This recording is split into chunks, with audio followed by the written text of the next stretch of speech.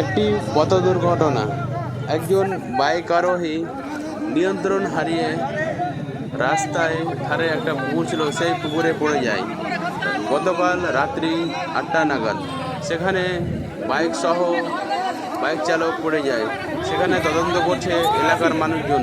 সেই বাইকটা পাওয়া গেছে, সেই বাইকটা এলাকার এক ওষুধ ব্যবসায়ীর।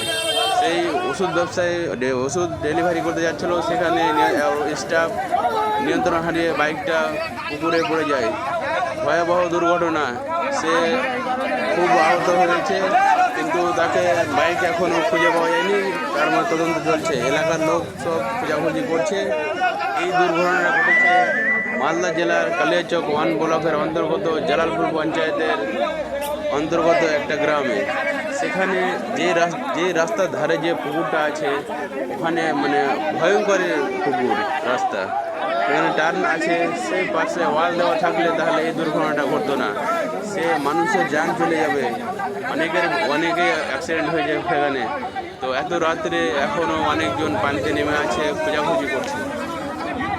Safe drive, safe life. নিজে বাঁচুন, অন্য কেউ বাঁচান। একটুর জন্য এত বড় দুর্ঘটনা। তো মানুষ সচেতনতা এখনও হচ্ছে না। বাইক চালাচ্ছে খুব কেমন করে বাইক চালাচ্ছে, বাইক চালানোর বয়স হচ্ছে না, তবুও বাইক চালাচ্ছে। তো এত বড় দুর্ঘটনা। এখন এত রাত্রে বলতে পানিতে যে পড়লো, পুকুরে পড়লো বাইক নিয়ে, তো বিশাল বড় মর্মান্তিক দুর্ঘটনা। সেখানে উপস্থিত এলাকাবাসীগণ সব খোঁজাখুঁজি করছে।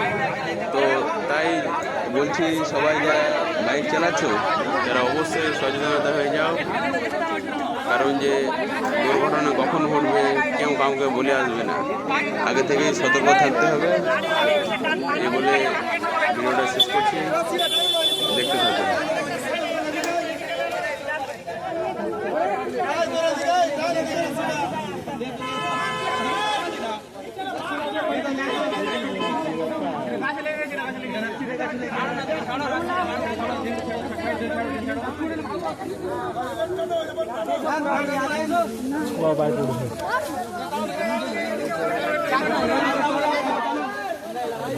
না হয় না পরিষ্কার